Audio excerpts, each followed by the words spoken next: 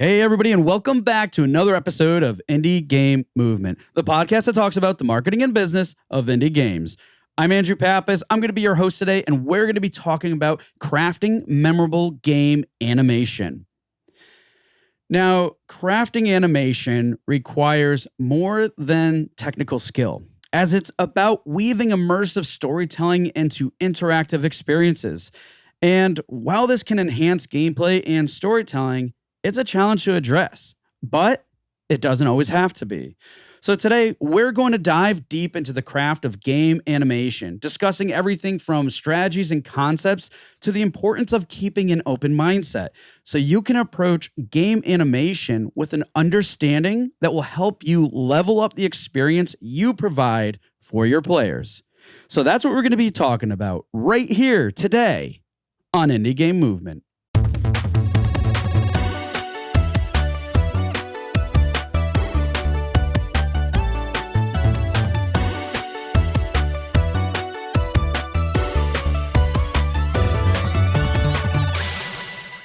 Hey, everybody, and we're back. And today with us, I have Dan Floyd. Dan, how is it going, man? And thank you for being here.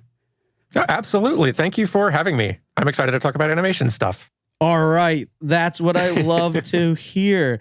And folks, for those of you who aren't familiar with Dan, he's the co-founder of New Frame Plus. I believe it's specifically a YouTube channel, correct? Yes. As it is a YouTube channel about the animation in video games and how it's made and how it works. Awesome.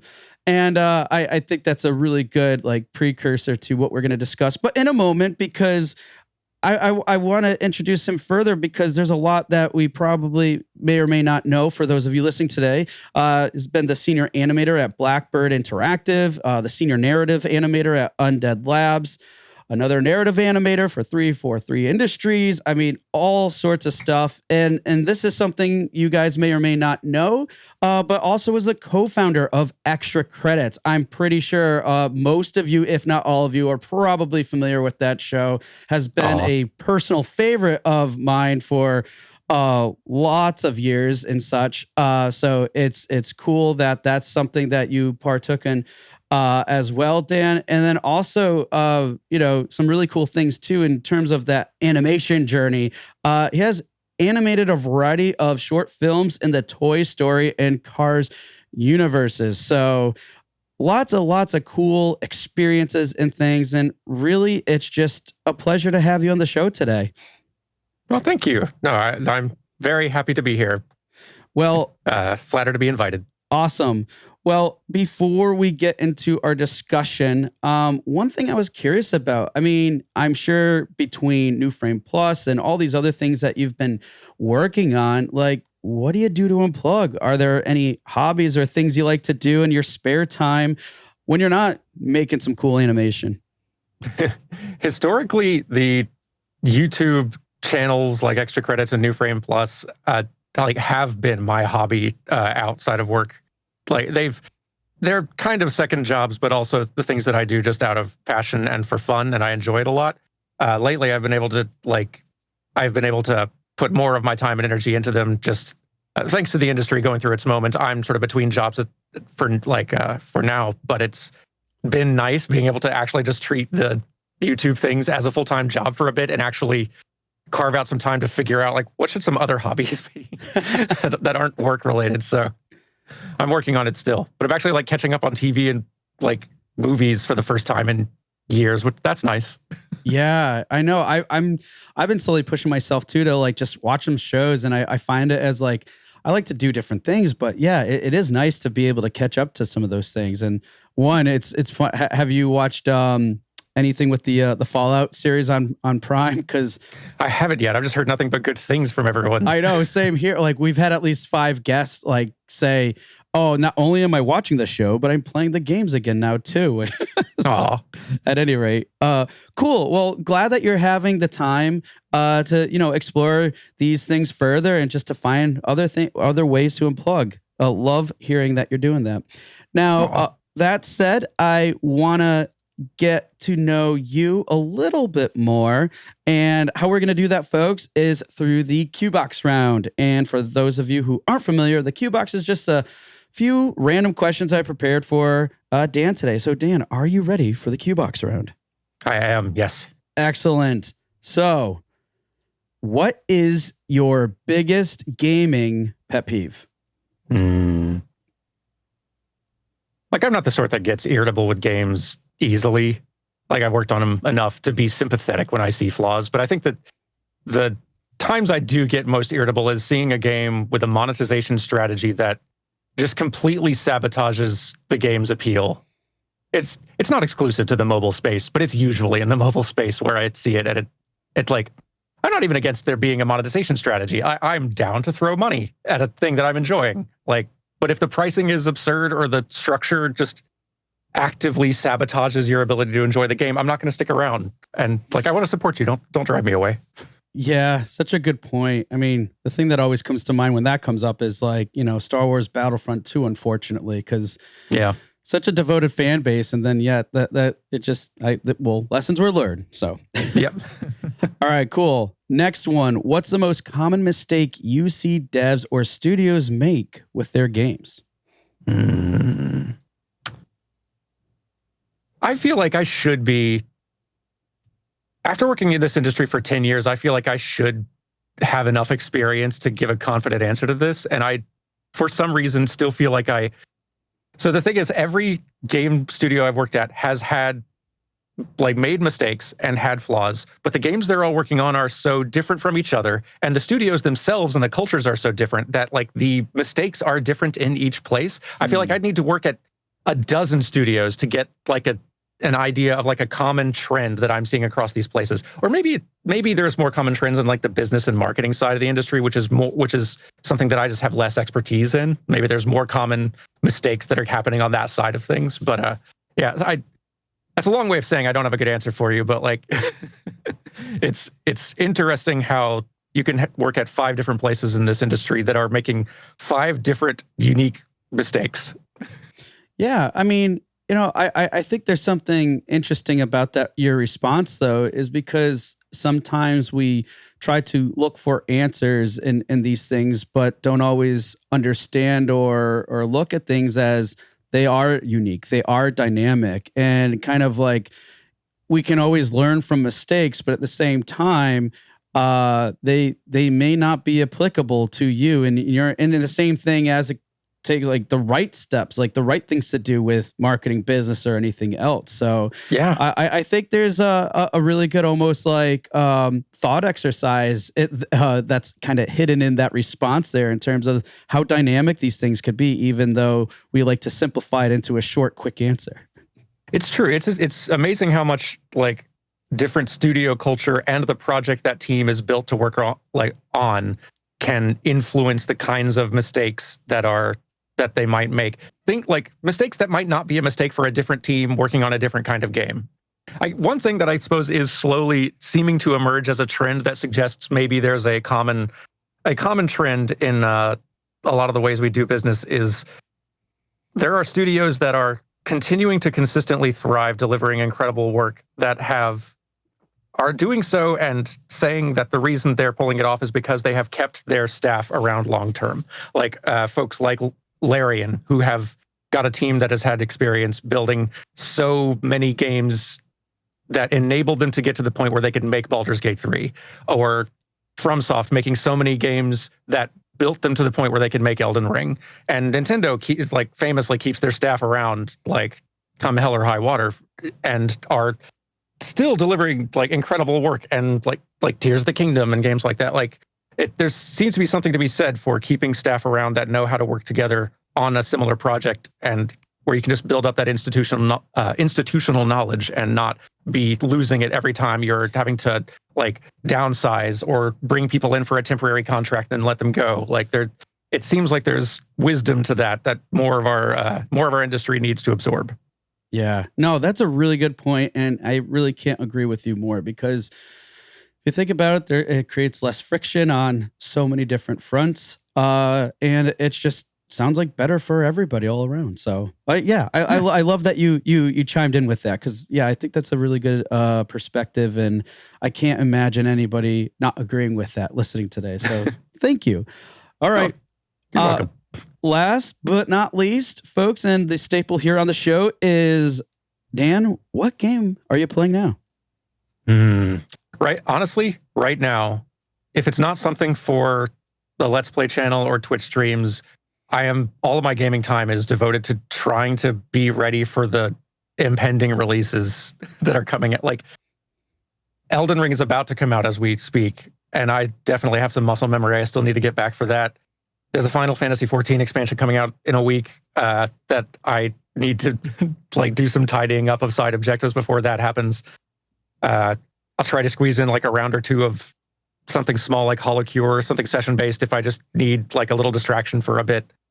But yeah, like with these big games coming out, I feel like I need to be prepared and ready somehow. So that's taking up all of my time. What are you playing right now? Myself? Yeah. Oh man.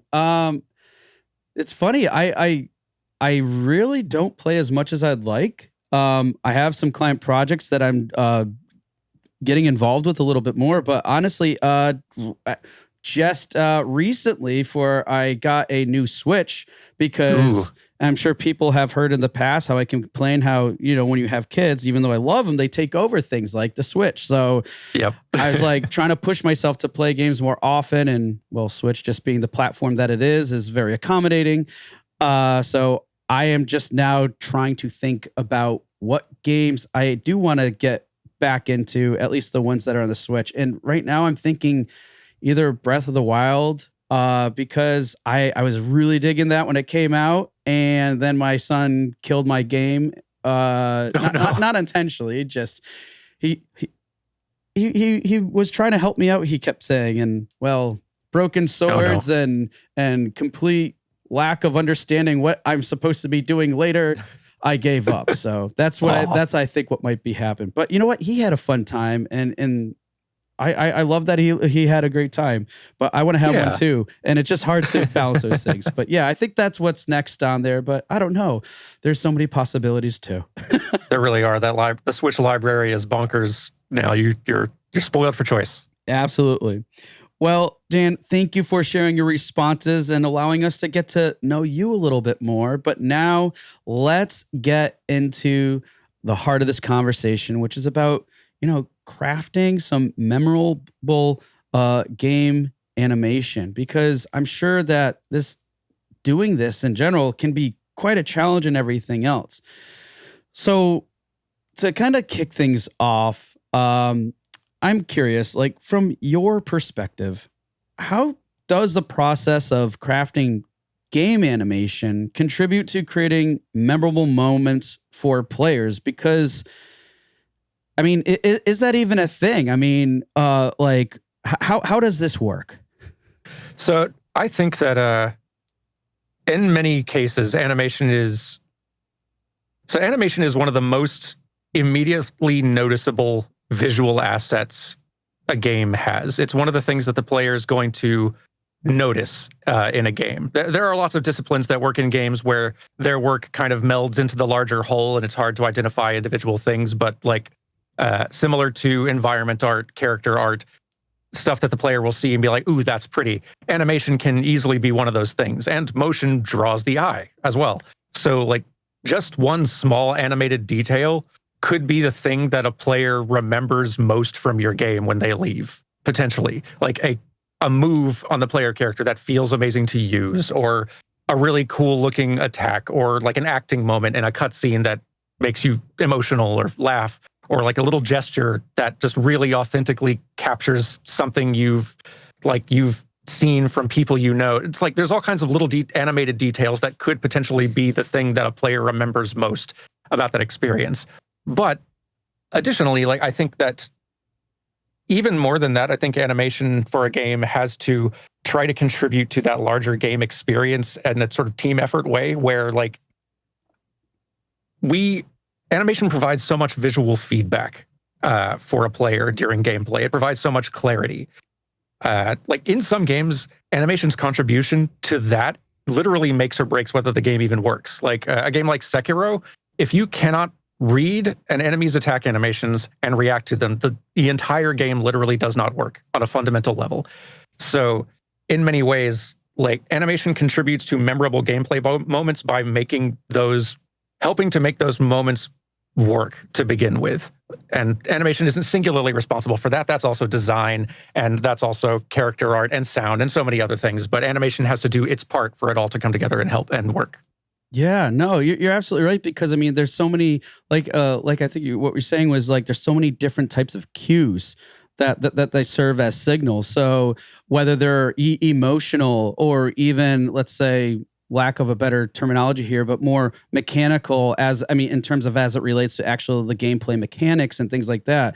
All these cues are all sending these signals, because I mean, like getting to some specific, if you only have a two frame cycle for character movement, for say, even like a 2D game, I mean, that if it's intentional, then hopefully that aligns with everything else, like you said about the game and stuff, right? But if it's not, that could be very obtrusive, like so abstract, and call probably unnecessary attention and other friction points and stuff. So no, I love that you share those things, because there's so much going on there that we sometimes may forget about.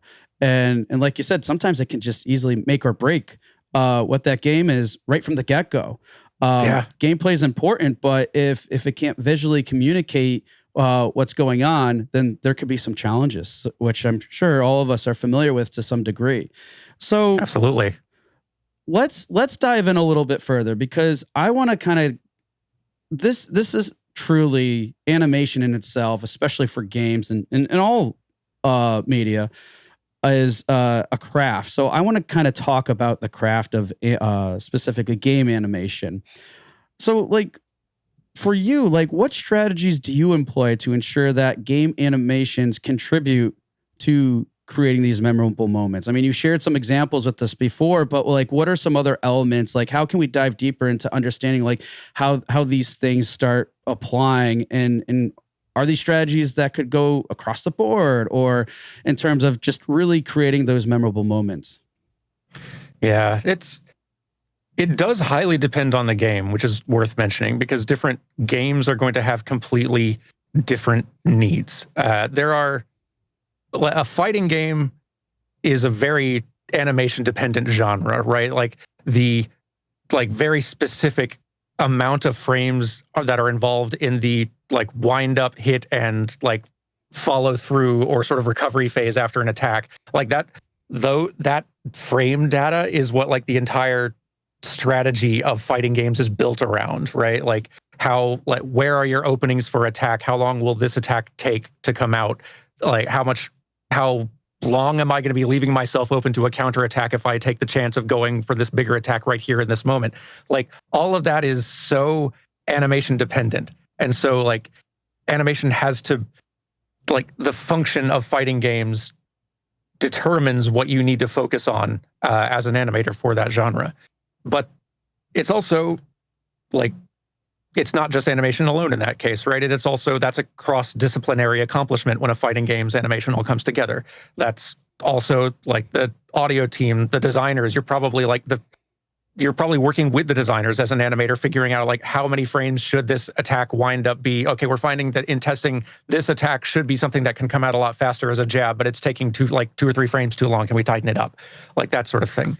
But maybe in a different thing, like Baldur's Gate 3 is not going to have those same kinds of needs for its animation, but what they do need that a fighting game doesn't is a very robust system for like dialogue and animating long story scenes of characters talking to each other that can also be modular enough to deal with any number of variable situations. Like, is this other character present in this scene or not? How does that character feel about what you just said? Like, there are so many different considerations that you're going to need as an animator to factor in and consider when trying to create animation, which reinforces and helps to make that gameplay experience as strong as it can be. As important as it is making beautiful animation, I think at its core, making animation that functionally serves what that game needs to, what that gameplay experience needs to shine, is priority number one. And making it look pretty is the thing that comes after. Yeah, yeah. Because it sounds like too. I mean, again, like we discussed briefly, cues, signals. It's really comes down to communication, in all forms, really. Gameplay, visuals, all those things. How are they communicating these things to really do that? And then from that understanding, like you said, that core element, then it's probably about putting into either strategies, frameworks, systems in place. So then those things continue to align throughout that process. And then ultimately, so the experience is as immersive or accomplishes what it needs to do. Definitely. And I think like play testing frequently as an animator is very important, not just to see how well your animation is functioning in game and to seeing where the little bugs exist and where like the little pops and hitches that you didn't intend are existing between animations that aren't blending seamlessly, but also to get a better sense for what the experience of the game is and where animation might further provide more clarity or a little bit more character. Like, because none of these things exist on their own. We are having to, like, you don't get any of it for free. You have to come up with and design these ideas. So like, how can I communicate in Breath of the Wild, to go back to that example, how can we communicate that you are in a place that is very hot and your character is wearing stuff that is overheating them and it is doing some harm to them? You can communicate that with UI, and you should, like, because its clarity is good. But we can also communicate that by, we could make Link look very hot and miserable. We can have him double over and breathe heavily, and audio can exist for him like panting, I'm dying. And we can have him flash red. We can have hearts go. We can give all these different visual and audio cues so that even people with like, who might need different accessibility like considerations, have all kinds of ways that they can visually see or audibly hear that something is like, that the heat is affecting your character. And animation can contribute to that. So like looking for ways that you can use animation to provide that functional data or to just add a little bit of additional character and charm and appeal in a place like that. That's stuff that you have to kind of creatively strategize around and figure out like where that stuff will fit in the game and serve it best.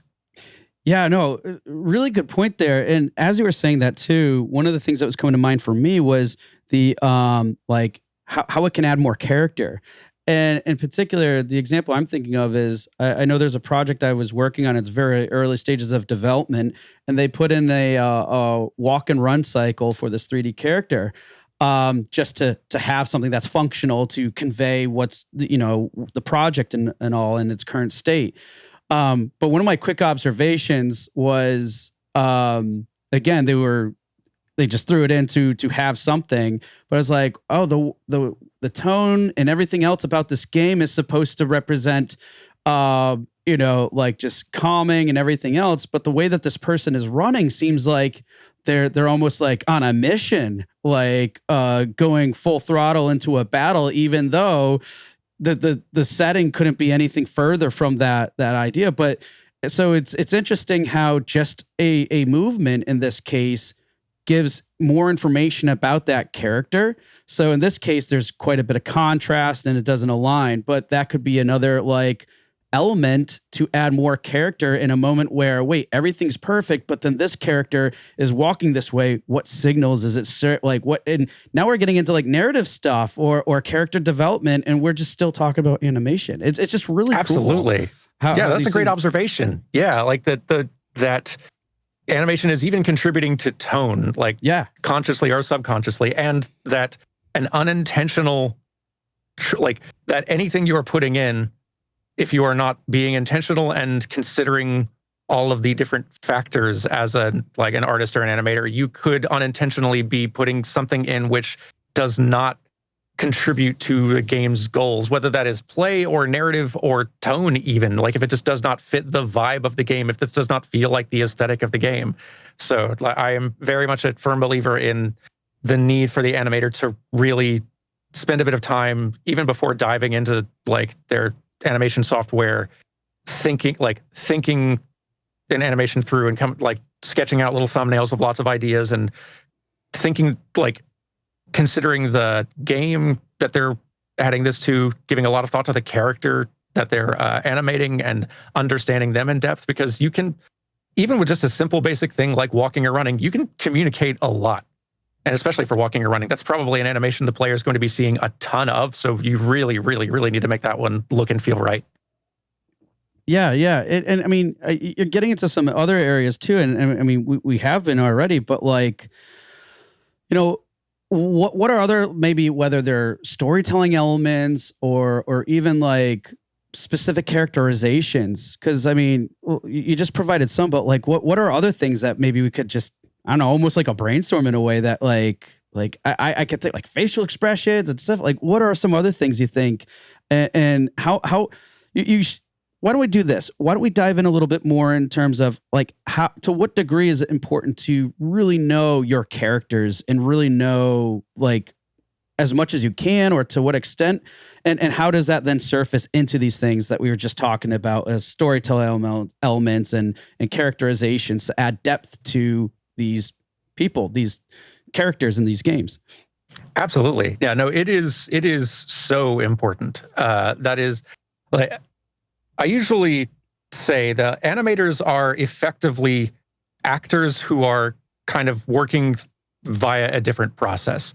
When you are seeing like in an animated film, these animated characters moving around, they are all giving acting performances that were crafted by an animator. So the animator is effectively acting through that character, and rather than working the way an actor might, where they are sort of embodying the character, they have figured that character out, they have like kind of learned how to sort of be that character almost in subconscious ways on camera.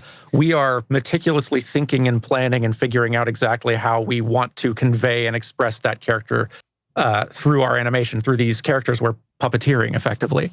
So I think in the similar way as an actor has to spend a while getting into character and researching and studying and understanding their character inside and out so that they can effectively live and embody that character for the rest of us, an animator kind of has to do the same thing, or at least should endeavor to do the same thing as much as possible. Because the better we understand the character, the better we can authentically give life to them and get across a sincere, compelling version of that character that is robust and cohesive and thought through. Like I remember working at Pixar, like we had certain animators who just got certain characters better than the rest of us did, and we could all see it. So like when a shot came up where it was an important one for that character, it was very common that like that animator would get effectively cast that shot because like, okay, we can all animate Woody. You understand Woody better than any of us do at like a deeper level somehow. Like anytime you are acting through Woody, it feels like Woody in a way that it doesn't quite authentically feel when any of the rest of us do it. You need to be doing this shot. Like that sort of thing. Game animators probably can't get in depth in that same way that a film animator can a lot of the time, just practically, and because we have gameplay considerations as well to factor in. But I try to do that as much as I can when I'm working in games and on game characters, because I think it helps a lot. I think Overwatch is probably the best example actually that I've seen, because they have only got hands and a gun in front of frame most of the time. Like you can see trailers, you can see the character select menus and stuff like that, and those do a lot. But it's telling, I think, that as soon as you are just seeing hands and a gun, it still feels like that character, every one of the characters, all the time, and every single move. And that is like very hard to do with such limited resources. Yeah, you know, I think that is a great example. For a while, my son was playing Overwatch, and I never thought about it because that's the thing. Sometimes we're so just used to, gameplay, right? It's happening. But then now as you were calling out to that, I started visually being like, oh, you're right, because how some of these and obviously it gets emphasized with like, voiceover and those types of things.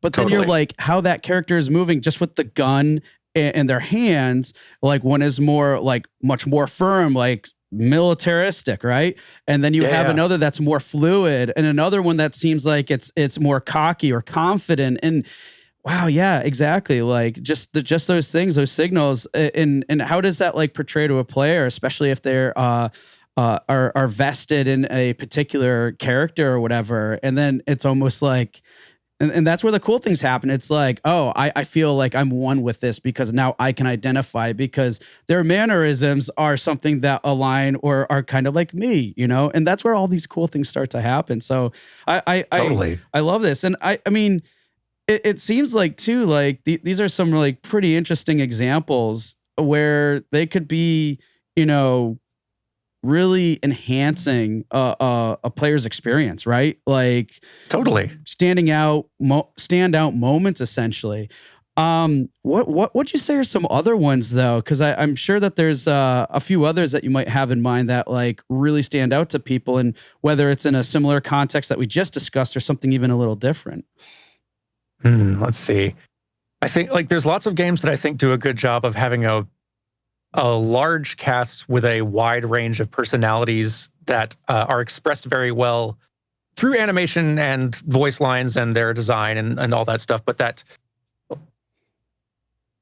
if you can make that character compelling and interesting and feel like a unique entity in that roster, it is going to that is going to be some player's favorite character, even before they figured out how to play that character. Like if we just look at a League of Legends or an Overwatch or any one of these other like kind of hero-based type games, like there are a lot of people who are going to see like, okay, I don't know, like I don't even usually play support characters, but I saw the character in that trailer and boy, they are awesome. I'm going to learn how to play that kind of character because I want to play that character all the time. And that's like, that gets players invested. They're excited about it. But like, it's not even just in like hero champion type games like that either. Like, I think like if we're talking about animation enhancing like the player experience and creating these memorable moments, I think like one that I usually point to is Shadow of the Colossus, because I think a lot of people can, like, if they've seen the game, they kind of get it instantly, like what I'm talking about a lot of the time. Because not only is the animation what is conveying the sheer scale of those things, and is doing a lot of work to convey the large scale of the Colossi, but it is also reinforcing tone so much. Like you were describing earlier about like a run cycle feeling like the wrong tone for that particular game project. The way that everything in Shadow of the Colossus moves with this kind of majestic slowness a little bit, like even the smaller characters, there's kind of no one's moving quickly or sharply. And it all fits together in this interesting, cohesive way where the animation is creating this kind of melancholy, beautiful, like majestic, epic, but sad vibe that the entire game is aiming for, and the animation is serving it perfectly. And when you defeat one of the Colossi, it feels like triumphant, but also really tragic and sad. Like something about this is wrong. I don't know what, but something about this is not right, which is exactly what you're supposed to be increasingly feeling as the game goes. Like animation is doing so much to make that experience memorable, not on its own, but it is contributing where it needs to. And if the animation wasn't serving that need, I don't know if that game experience would land nearly as hard as it does.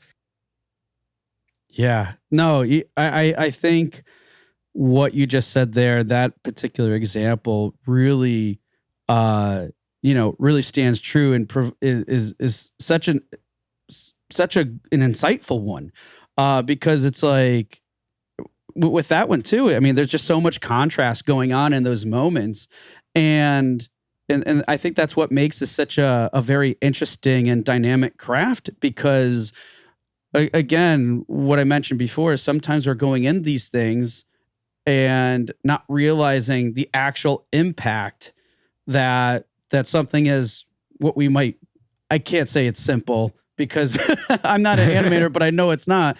But like we could just call it like, oh, it's animation. So therefore we may oversimplify it just by that type of, association or putting just a simple label in terms of this is a department that does these things. But the reality is, and it's not to say it's more important than anything else, of course, but it's just really interesting how all these little things that come together each have their place and value in terms of really making these memorable and immersive experiences. And, even with limited means or resources, there's still probably ways to still emphasize these things in their own environment, in their own setting. Because Absolutely. I know some of the stuff we're talking about is very like, big picture blue sky type stuff, but Yeah. this can all be applied on a very simple level too. It's just about knowing your characters, knowing the environment, knowing the game itself, because I can't think of it. I think the game 140, and I don't want to go in on a tangent on this particular one, but it just uses like high contrast shapes, and it's a platformer. But there's still things going on, even with the animations, that can really signal and provide memorable moments and things like that with something that we're just basically using shapes and bright colors. 100%. Yes. Yeah. You're right. I am pulling from a lot of like larger, bigger budget productions, but the stuff I am describing can absolutely be done at a smaller scale on indie budgets.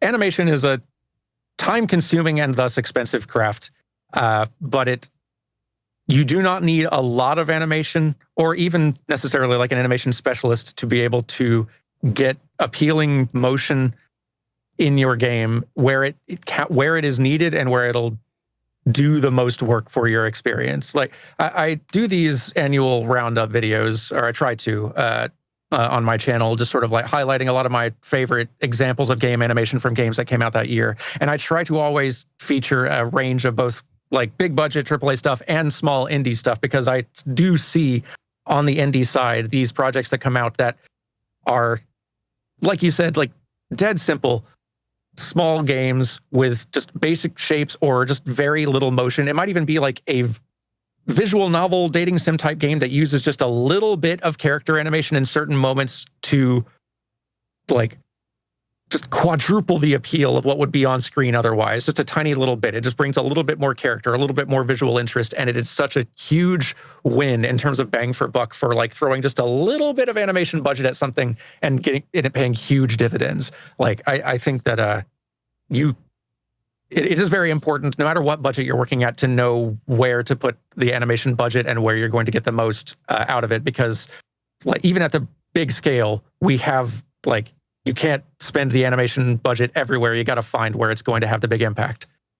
Yeah, and I love that too, especially knowing, because I mean, part of what you do, and a big part of what you do is the videos on New Frame Plus, and going, it sounds like through that recap and everything, and kind of like showcasing like how these things work, how they can be applied is I think really helpful, because like I called out to, what we're talking about is really big stuff, but it doesn't mean it can't be applied on a much smaller scale, but still create that level of impact.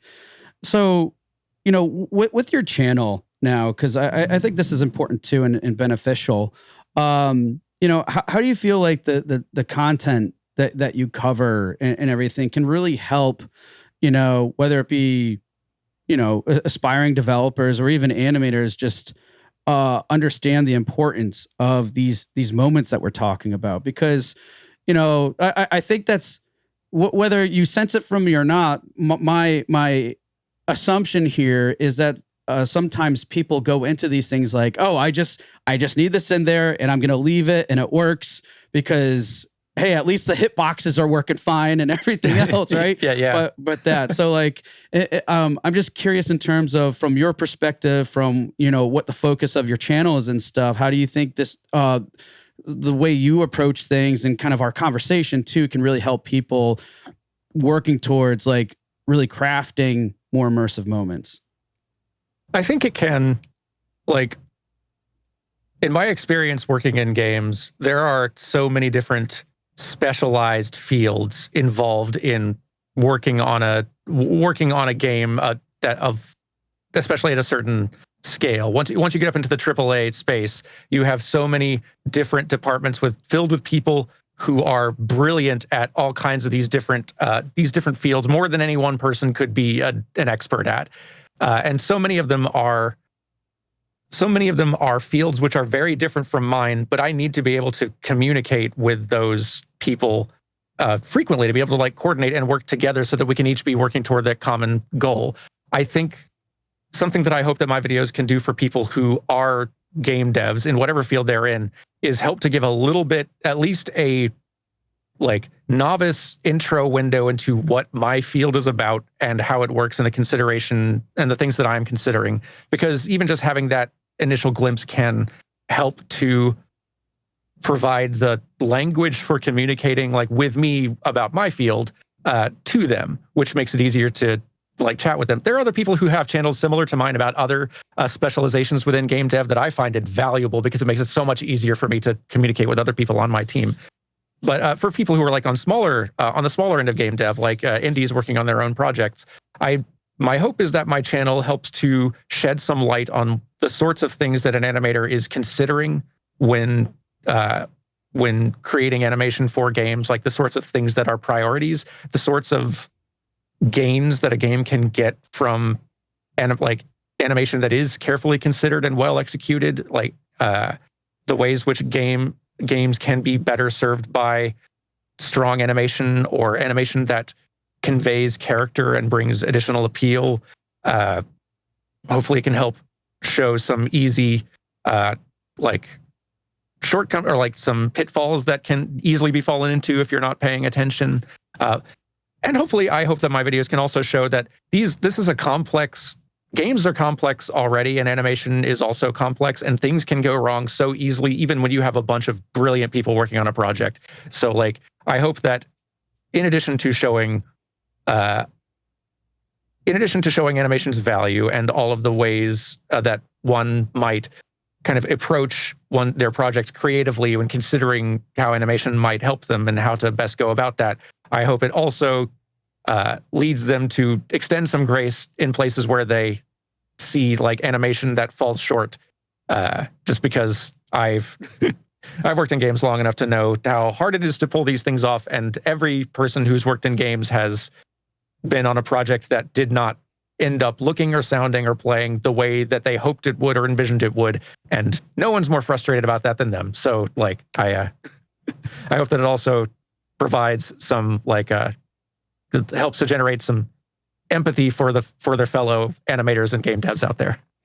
Yeah, definitely. And you know, the thing that I got out of that for the most was, you know, not just making the process more approachable, right? But also just kind of like, because this is a key component for mine. It goes back to, again, on the show, I've called this out numerous times. Like sometimes when I tell the people, whether it's guests or others, the show isn't necessarily about marketing and business. It's really about different perspectives and empathy. And I love how you called out to, you know, rounding out the understanding of other disciplines, because too often, whether we're specialized in certain fields or we just bucket as, you know, marketing and development as two different things, they're all too often siloed. But then when you have these understandings of different disciplines and in departments or reasons for doing things, it becomes a lot more cohesive. And there is, and through that cohesiveness is where really cool things happen, like crafting memorable moments in these experiences and such. And in part, folks, that's kind of why I wanted to, you know, specifically ask, you know, Dan about his channel and everything, because I felt through that, it's a good way to also understand, how do you properly communicate? How do you properly understand these things? Because it is a challenge. It really is. And then, like you said, like, how do you prioritize, or how are you going about prioritizing these things? Because all those it's one other thing on top of everything else, but all those can make a difference. So, Dan, I know we're getting here on time and everything, but I was just like, thinking from what you just shared now and everything else up until this point, like, are there any particular like takeaways that you know, people can really gain from you know, these insights that we shared today, and like, maybe how can they, some maybe basic ones, how can they be applied to listeners today or later, you know, to their own animation or to their own game projects? Like, what are some thinking about like some things, the simple basic stuff, what are some key components that maybe, or a framework to take away with that could be easily applicable and be maybe approach things with a greater perspective and when they approach their animation? Yeah. I think some of the most important takeaways would be that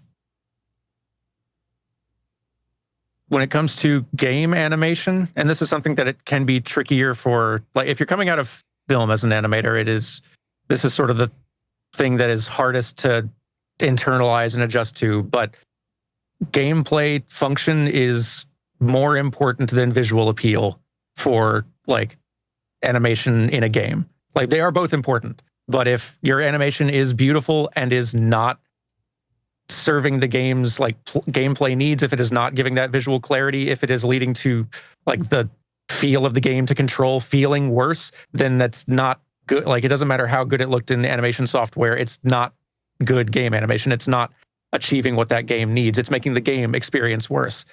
I'd also want people to take away that different games have different animation needs and priorities. Like, what is important? Like, you need to figure out what your game needs most, where animation is going to do the most good in your game so that you can get the most bang for your buck, because it is an expensive craft. And if you're an animator in games, especially, well, no, an animator in anything, but in games, I think it's easy to forget this when focusing so much on the play stuff. Always be looking for opportunities to convey character and like understand who these characters you're animating are, and always look for opportunities to express that character in each animation, even the little mundane ones like flipping a switch or opening a door. Like, try to look for opportunities to make it feel like them, so that when all those animations come together, all the hundreds of animations that are involved in a character running and jumping and around and whatever they do in the game, it all feels cohesively like that character and true to them. Just that kind of mindfulness as you work will pay off in big ways. So, and always try to, if you're in the industry, try to learn enough about the disciplines you work with to be able to communicate with them more effectively. Because if you're not able to communicate with them, it's going to very much inhibit how effective your work is able to be and how well you're able to coordinate together to get the best possible end result. Yeah, no, I absolutely love those things. There's just so many good things. And plus, what I like about it too is, yes, we're talking about animation, but in a lot of ways, if you were to boil down some of those into just simple concepts, they're very applicable to a lot of other areas of this craft of development in itself. And it's just interesting when these things happen and stuff. So, but again, even on the animation side, I mean, like you said, like some of that animated personality can just go so long, and just being clear about the feel and everything of what's being conveyed can definitely be more important than making it super amazing, polished, graphics and looking good. So all very much so great things. Well, Dan, I know we're coming on time here. And again, appreciate those takeaways and tips and everything that you suggested. Hey, if people are looking to connect or to check out your channel or anything else, what are some links that people can, drop us some, please, and so that way people can learn more or reach out. Absolutely. On YouTube, I've got a couple of channels that I'm updating as regularly as I'm able. The one we've been talking about game animation is called New Frame Plus.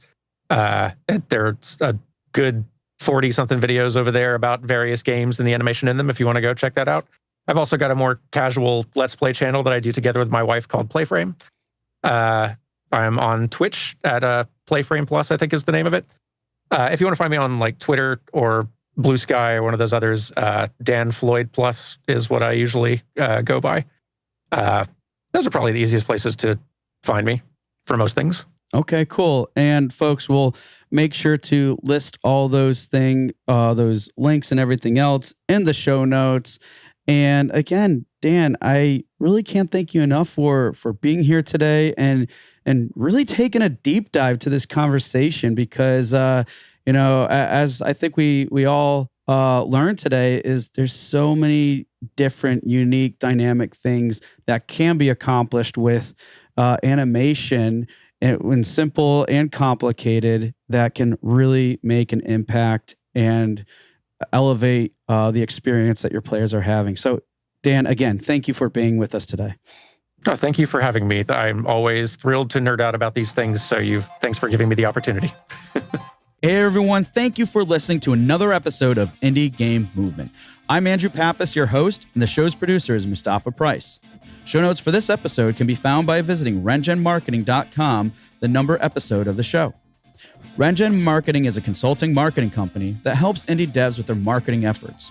Whether you need guidance with your game's marketing strategy or could use a free marketing plan template, then please visit www.rengenmarketing.com and take action. A special thanks to Dakota Saw for Season 2's opening theme and Melissa Gellis for the new logo design. And as always, thanks for being such great listeners, and we'll see you next time on Indie Game Movement.